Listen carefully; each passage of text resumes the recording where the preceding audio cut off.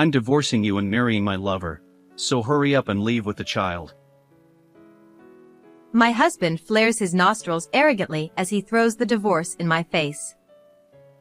Standing next to him, his lover smirks, lifting the corners of her lips in a sneer, clinging tightly to him while staring straight at me. I had gone back to my parents' house, pregnant with our child, preparing for the birth. However, during that time, my husband never visited my parents' house, and he ignored all my attempts to contact him. When I returned home after giving birth, I found a strange woman and a little boy there. Isn't it obvious? They're my lover and our child. My husband, unperturbed, calmly admitted to his affair and announced he wanted a divorce. To my husband and his lover, who smirked at me, I must have seemed like a pitiful fool. But in reality, it's the opposite. I can't help but feel sorry for them, blind to their own foolishness. You can't get a divorce. It was my mother, who had come along with me, who declared this firmly. At her words, the smile vanished from my husband's face, and he looked at her with a puzzled expression.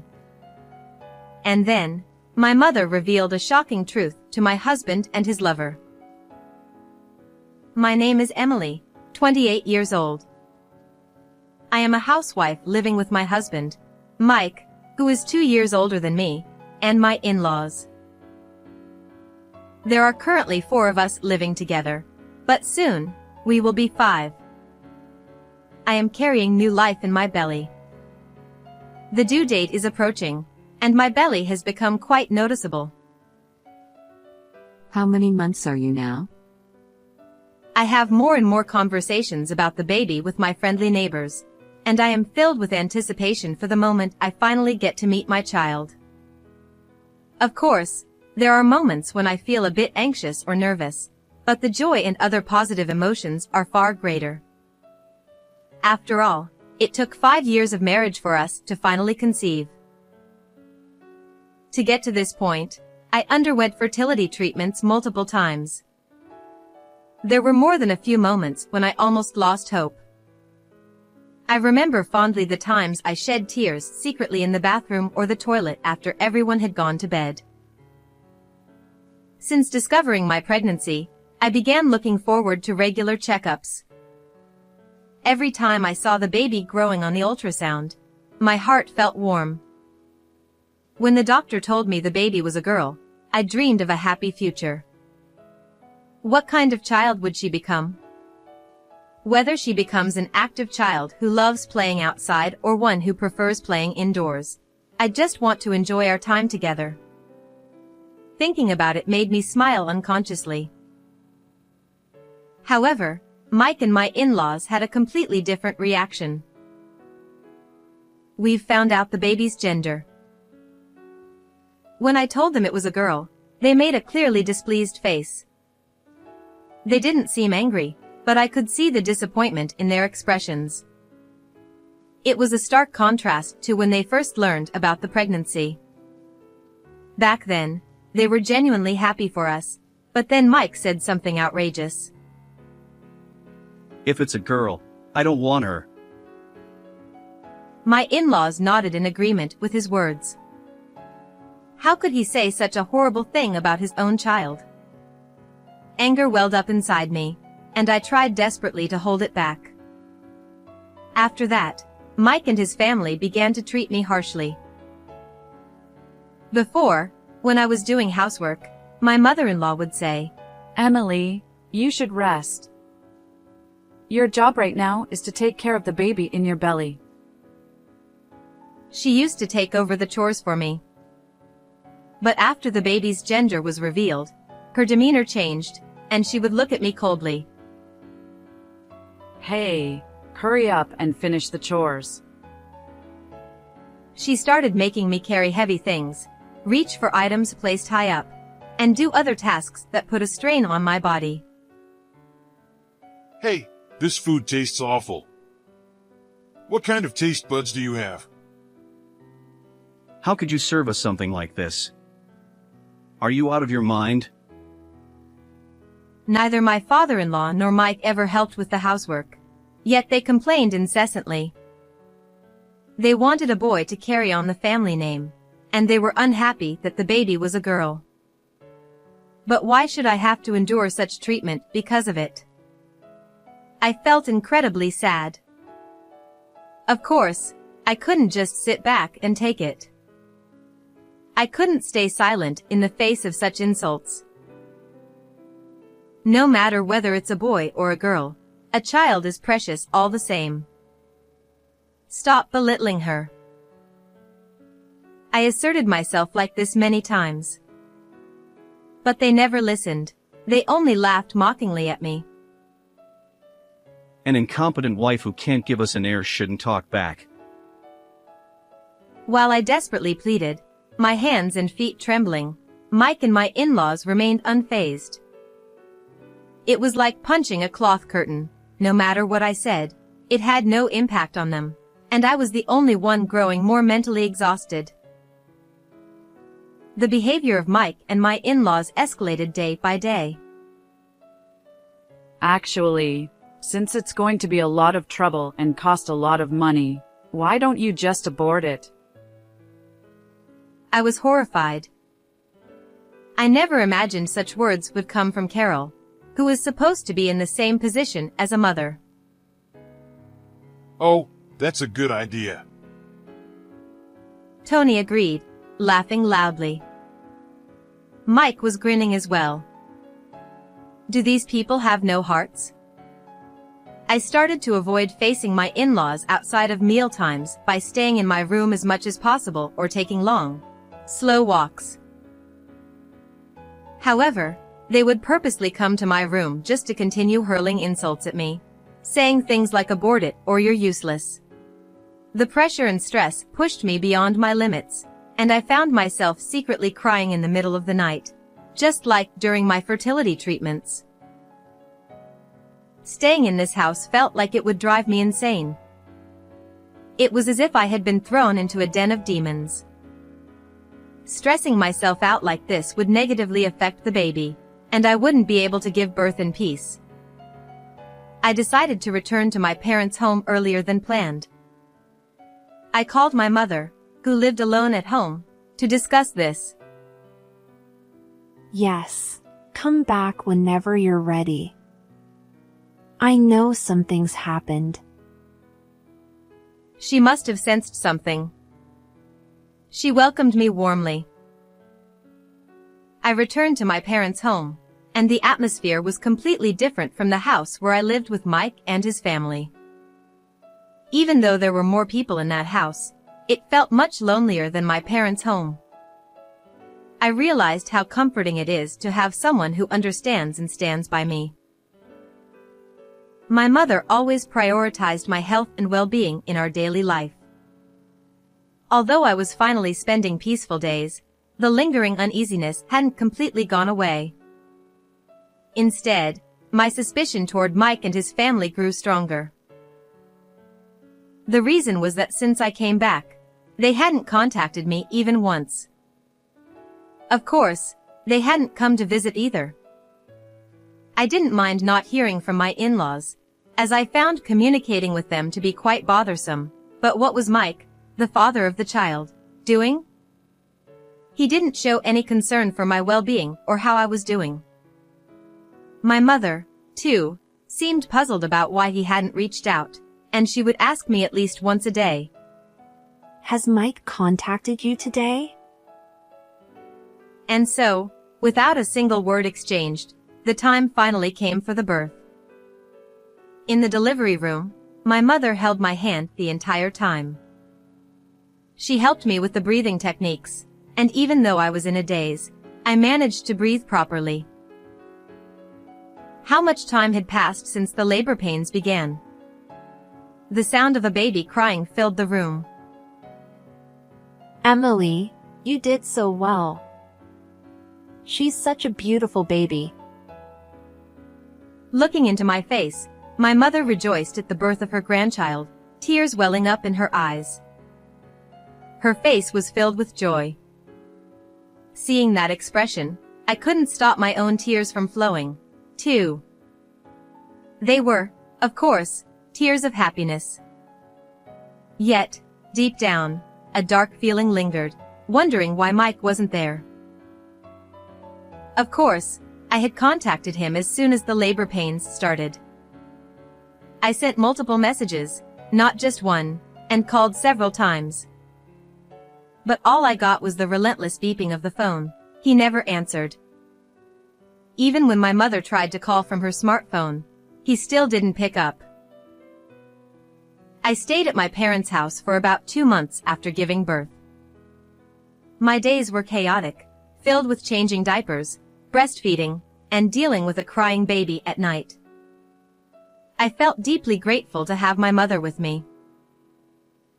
Whenever the baby cried at night, "Here, I'll take care of it. Emily, you should rest." she would soothe the baby, allowing me to get some sleep. Even after the baby was born, I continued to contact Mike and his parents daily. I sent photos and videos of the baby, but it was unclear if they even looked at them. The phone calls never went through, and my worry and distrust continued to grow. I knew I couldn't go on like this forever. I decided to return to the house where I had lived with Mike and his family, bringing my child with me. I felt reassured that my mother was coming along. I took the house key out of my bag and unlocked the door. My hand was trembling slightly, perhaps from the nervousness of seeing Mike and the others again after so long.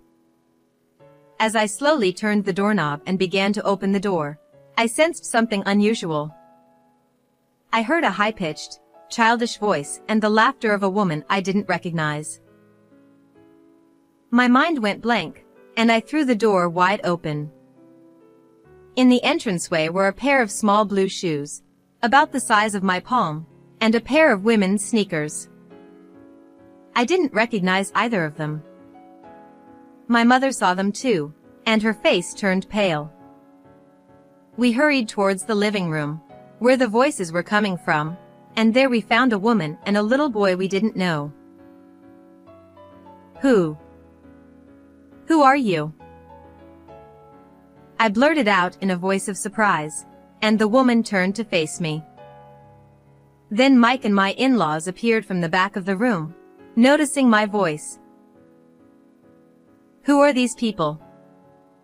Do you know them?" I asked hesitantly.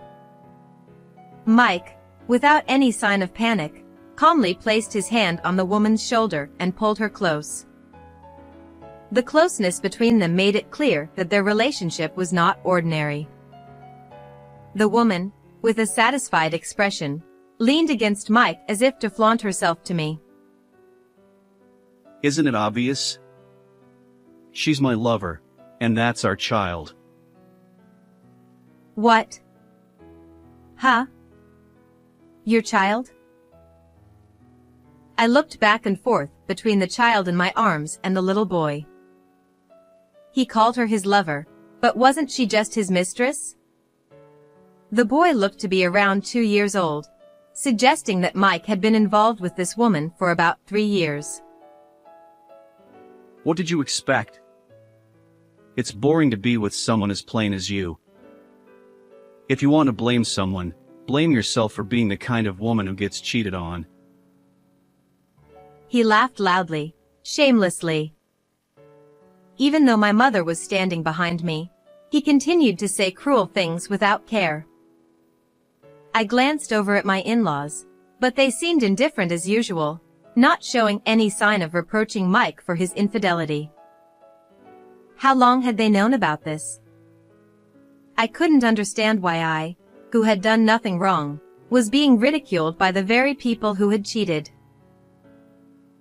Sorry for stealing your husband.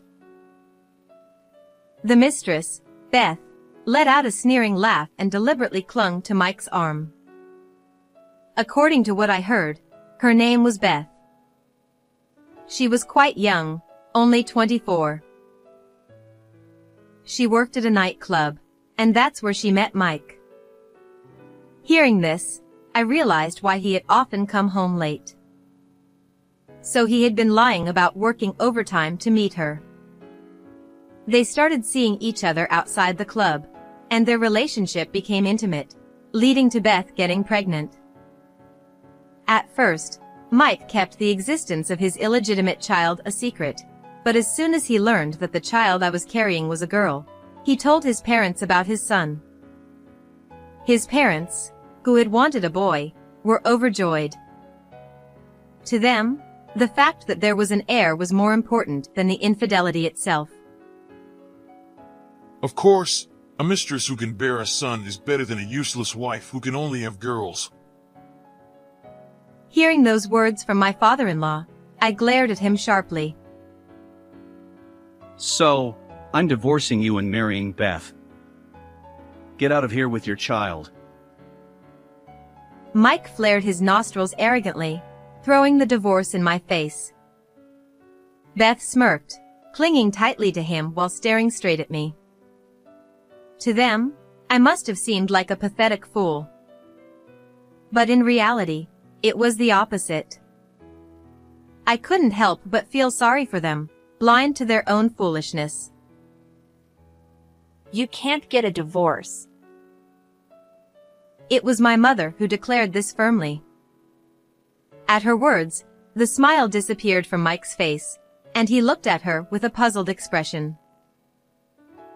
Because the only reason you've been able to succeed is that you're Emily's husband. In fact, the company Mike worked for belonged to my mother's brother. Mike himself wasn't particularly skilled at his job. The only reason he had been promoted was because of his connections. Divorcing me would mean losing his position. And besides, you were embezzling company funds, weren't you? Perhaps because he got carried away after getting his position, Mike had even committed embezzlement. If this came to light, he wouldn't be able to avoid a criminal case. If you try to escape by getting a divorce, I will report you to the police. At my mother's words, the color drained from Mike's face. He turned pale as a sheet of paper, and his mouth opened and closed like a goldfish searching for food. He seemed to be searching for an excuse, but apparently found none. If I don't get a divorce, will you forgive me for the embezzlement? His arrogant attitude towards me had completely shifted, and he was now begging my mother for leniency. But my mother slowly shook her head in refusal. You'll pay for child support, alimony, and the embezzled money in full. At those words, the strength drained from Mike's body, and he collapsed helplessly to the floor in a pathetic heap. My mother leaned in to emphasize her point, and he nodded weakly, repeatedly. And after you divorce me, you must not continue your luxurious lifestyle as you have been. I added that as a firm warning. Mike had a habit of wasting money, filling the house with expensive ties, handkerchiefs, and socks he never even used. Mike nodded to my words, but Beth looked slightly uneasy. She seemed somewhat dissatisfied, her lips pouting slightly. However, I ignored her reaction and turned my gaze back toward Mike and my in-laws. I was about to add something else, but my words were cut off by my mother-in-law's angry outburst. How dare you, you insolent woman! A barren mare like you! Interrupted, I swallowed the words I was about to say. After that, Mike was not reported to the police. However, he was eventually dismissed from the company, receiving a disciplinary termination. A year has passed, and I was living happily with my child. No longer subjected to insults and abuse from Mike and his parents, my heart felt light and free. One day, as their memories began to fade from my mind, Mike and his family appeared at my door, as if to remind me that they wouldn't allow themselves to be forgotten. They were in stark contrast to their former selves, appearing in tattered clothes. Just like Mike, my in-laws had been extravagant spenders. They were already retired with no salary coming in, yet they frequently withdrew money from our savings account to buy luxury items. Perhaps because of this, they used to look quite youthful with their fashionable attire. But now, all of them were dressed in the same worn-out sweatshirts and tracksuits, looking like completely different people. Their hair was disheveled, as if they couldn't afford a trip to the hairdresser. It was evident that they were struggling financially. It's your fault we're forced to live in such poverty. Mike was ranting, but it certainly wasn't my fault. It was all the result of their own actions. From what I gathered, he was currently looking for a new job. He was limiting his search to the same industry as his previous job, but his reputation was already widely known in the field, for all the wrong reasons. The reason for his dismissal from his last job had spread, and it seemed to be preventing him from finding employment. With no other choice, he had started doing part-time work, just to earn some daily income. It seemed they weren't exactly starving, since he was working from morning till night, but it was clear they were not living comfortably either. They had accumulated debt and were burdened with monthly repayments. Even when they managed to earn money, most of it went toward paying off their debts. They could only afford discounted deli food from the supermarket just before closing time, managing only one meal a day. Despite hearing all this, I couldn't feel any sympathy. I didn't even nod. I just listened quietly while staring at Mike and his parents. The child Beth had brought with her was glancing around in confusion, holding on to his grandmother's hand. That's when I noticed that Beth, Mike's mistress, was not there. Had they not married after our divorce? Sensing my gaze, Mike's shoulders slumped in resignation. Beth ran away, leaving only the child behind. Apparently, Beth had abandoned Mike when he ran out of money. I recalled her uneasy expression when I warned Mike against leading a luxurious lifestyle. She had only cared about his money, not Mike himself. Another shocking truth emerged to add to Mike's despair. There was no blood relation between him and Beth's child. After Beth left, Is this child really Mike's? He doesn't look like him at all. this remark prompted a DNA test, which confirmed that Mike was not the child's father. That thing I was going to tell you back then. Actually, the reason for our infertility was you. Back then referred to the last time we saw each other, a year ago. I had wanted to point out that the boy didn't resemble Mike, but Carol had interrupted me. Just like the relatives, I had also intended to question the similarity between the boy and Mike. Mike seemed to be in a panic. He was silent, standing there unable to move. At that moment, a man appeared. He was holding a small boy in his arms, and when he looked at me, he flashed a sparkling smile that seemed almost animated. Who? Who's this? The voice Mike used was eerily familiar. It was exactly the same as mine when I had seen Beth entering my home. He's my son. Yes, the truth was that the child born a year ago was not a girl, but a boy. In the ultrasound photos, the lower body was hidden, leading to the mistake of thinking it was a girl. The moment Mike realized I had given birth to a son, he immediately did a complete turnaround. Please, forgive me. I want to start over. He begged, but I already had a new husband. The man currently holding my son. When I introduced him to Mike, his expression immediately sharpened, and he started hurling insults at me. You tramp! You were cheating on me, weren't you? I started seeing him after I divorced you. So, no, I wasn't cheating. Don't compare me to someone like you, who had an affair and even a secret child. Enraged, Mike staggered toward my husband and tried to snatch my son from his arms. Hey, what do you think you're doing? Shut up. Look, I'm your real father, not this man. I'm your father. He tried to claim he was the father, but my son rejected him. He turned red in the face, crying and screaming, refusing to leave my husband's arms. Perhaps shocked by this, Mike lowered his hands and slumped over. I looked down at him sharply and spoke calmly. If you keep bothering us, I will report you to the police. At that, Mike and his parents panicked, stumbling and nearly falling as they hurriedly left my home. I thought mentioning the word police would finally keep them away, but I was naive.